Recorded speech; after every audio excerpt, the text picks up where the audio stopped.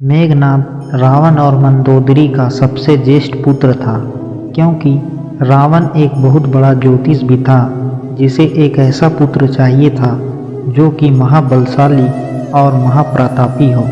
इसीलिए उसने सभी ग्रहों को अपने पुत्र की जन्म कुंडली के 11वें भाग में रख दिया, परंतु रावण की प्रवृत्ति से परिचित शनिदेव 11वें स्थान से 12वें स्थान पर आ गए, जिससे रावण को मनोवांछित पुत्र प्राप्त नहीं हो सका। इस बात से क्रोधित रावण ने शनिदेव के पैर पर प्रहार किया था। वाल्मीकि द्वारा रचित रामायण के अनुसार जब मेघनाद का जन्म हुआ तो वह सामान्य शिशुओं की तरह रोया नहीं था, बल्कि उसके मुंह से बिजली की कड़कने की आवाज़ सुनाई दी थी। यही कारण था कि रावण ने अपने इस पुत्र का नाम मेघनाद रखा था। मेघनाद की पत्नी का नाम सुलोचना और पुत्र का नाम अक्षय कुमार था। हनुमान जी ने अक्षय कुमार का अशोक वाटिका में वध कर दिया था। कहते हैं कि इसकी एक और पत्नी थी जिसका नाम नाग कन्या था, जो पाताल के राजा शेषनाग की पुत्री थी। मेघनाद अपने पिता की तरह स्वर्ग विजयी था। उसने इंद्र को पराजित कर दिया था। इंद्र को परास्त करने के कारण ही ब्रह्मा जी ने इसका नाम इंद्रजीत रखा था। मेघनाद का मूल नाम घननाद था, लेकिन इंद्र को हराने के बाद उसे इंद्रजीत, वाष्पजीत, शक्रजीत इंद्र कहा गया। बंधक इंद्र को छुड़ाने के लिए जब ब्रह्मा ने आज्ञा दी तो मेघनाद ने इंद्र को बंधन मुक्त कर दिया था। इस पर ब्रह्मा ने कहा, वरदान मांगो। तब मेघनाद ने अमरता का वरदान मांगा, लेकिन ब्रह्मा ने कहा कि यह देना संभव नहीं है। लेकिन उन्होंने इसके समान ही एक वरदान दिया। वरदान के अनुसार अपनी कुल देवी प्रत्यांगिरा के यज्ञ के दौरान मेघनाद को स्वयं त्रिदेव नहीं हरा सकते और ना ही मार सकते थे। मेघनाद ने शुक्राचार्य और साक्षात महादेव से शिक्षा प्राप्त की थी। महादेव शिव से प्रशिक्षण प्राप्त लगभग सभी दिव्यास्त्रों का ज्ञाता बन गया था। किशोर अवस्था की आयु होते होते इसने अपनी कुल देवी निकुंभला के मंदिर में अपने गुरु से दीक्षा लेकर कई सिद्धियां प्राप्त कर ली थी। जब मेघनाद युवा अवस्था में पहुंचा तो उसने कठिन तपस्या के बल पर संसार के 3 सबसे घातक अस्त्र ब्रह्मास्त्र, पशुपतास्त्र और वैष्णव अस्त्र प्राप्त कर लिए थे। आदिकाल से अब तक यही एकमात्र ऐसा योद्धा है जिसे अति महारथी की उपाधि दी गई है। इसका नाम उन योद्धाओं में लिया जाता है जो ब्रह्मांड के सबसे बड़े योद्धा होते थे। ब्रह्मास्त्र, वैष्णवास्त्र तथा पशुपात अस्त्र के धारक कहे जाते थे। इसने अपने गुरु शुक्राचार्य के सानिध्य में रहकर तथा त्रिदेवों द्वारा कई अस्त्र शस्त्र प्राप्त किए थे।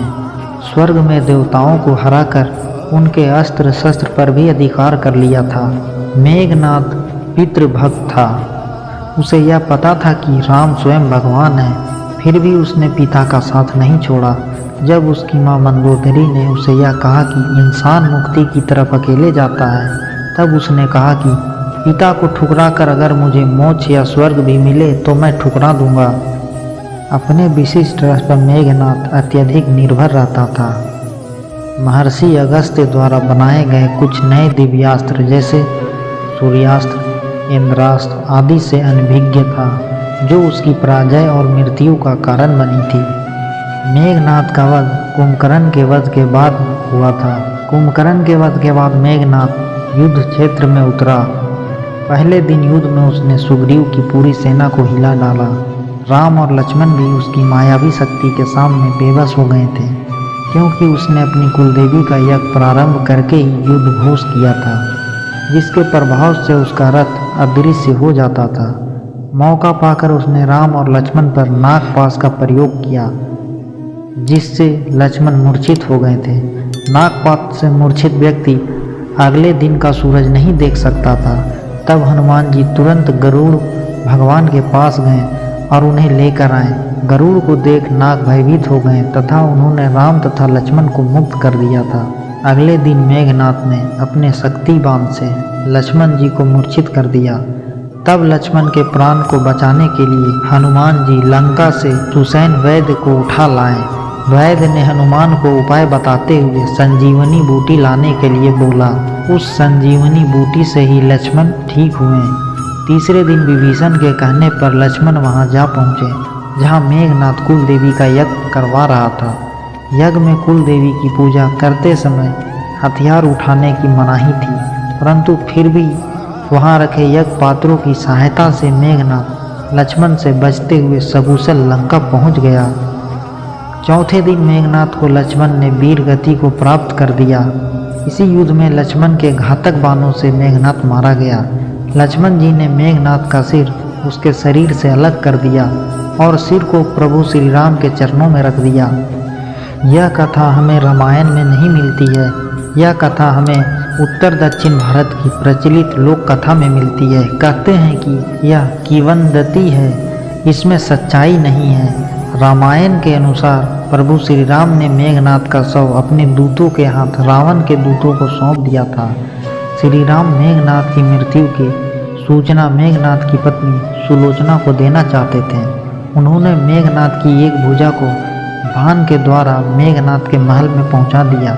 वह भुजा जब मेघनाथ की पत्नी सुलोचना ने देखा तो उसे विश्वास नहीं हुआ कि उसके पति की मृत्यु हो चुकी है। तब कटे हाथ ने लिखकर लक्ष्मण का गुणगान किया। रावण को सुलोचना ने मेघनाथ का कटा हुआ हाथ दिखाया और अपने पति का सिर मांगा। सुलोचना रावण से बोली कि मैं एक पल भी जीवित नहीं रहना चाहती, मैं पति के साथ ही सती होना चाहती हूँ। तब रावण ने कहा, पुत्री 4 घड़ी प्रतीक्षा करो, मैं मेघनाथ का सिर शत्रु के सिर के साथ लेकर आता हूँ। लेकिन सुलोचना को रावण की बात पर विश्वास नहीं हुआ। तब सुलोचना मंदोदरी के पास गई। मंदोदरी ने कहा कि तुम राम के पास जाओ, वह बहुत दयालु हैं। सुलोचना जब राम के पास पहुंची तो उसका परिचय विभीषण ने करवाया। सुलोचना ने राम से कहा, हे राम, मैं आपकी शरण में आई हूँ, मेरे पति का सिर मुझे लौटा दें ताकि मैं सती हो सकूं। राम सुलोचना की दशा देखकर दुखी हो गए। उन्होंने कहा कि मैं तुम्हारे पति को अभी जीवित कर देता हूँ। सुलोचना ने कहा, मैं नहीं चाहती कि मेरे पति जीवित होकर संसार के कष्टों को भोगें। मेरे लिए सौभाग्य की बात है कि आपके दर्शन हो गए, मेरा जन्म सार्थक हो गया, अब जीवित रहने की कोई इच्छा नहीं है। राम के कहने पर सुग्रीव मेघनाथ का सिर ले आए, लेकिन उनके मन में यह आशंका थी कि मेघनाथ के कटे हाथ ने लक्ष्मण का गुणगान कैसे किया। सुग्रीव से रहा नहीं गया और उन्होंने कहा, मैं सुलोचना की बात को तभी सच मानूंगा जब यह नरमुंड हंसेगा। सुलोचना के सती की यह बहुत बड़ी परीक्षा थी। उसने कटे हुए सिर से कहा, हे स्वामी, जल्दी हंसिए, वरना आपके हाथ ने जो लिखा है उसे ये सब सत्य नहीं मानेंगे। इतना सुनते ही मेघनाथ का कटा सिर जोर जोर से हंसने लगा। इस तरह सुलोचना अपने पति का कटा हुआ सिर लेकर चली गई और अपने पति के शव के साथ सती हो गई। आज की कहानी आपको कैसी लगी? आज की कहानी अगर आपको पसंद आई हो तो हमारे चैनल को सब्सक्राइब करके बेल नोटिफिकेशन को ऑन कर लें। वीडियो में एक प्यारा सा कमेंट करें और वीडियो को एक लाइक करें। आप सभी लोगों का धन्यवाद।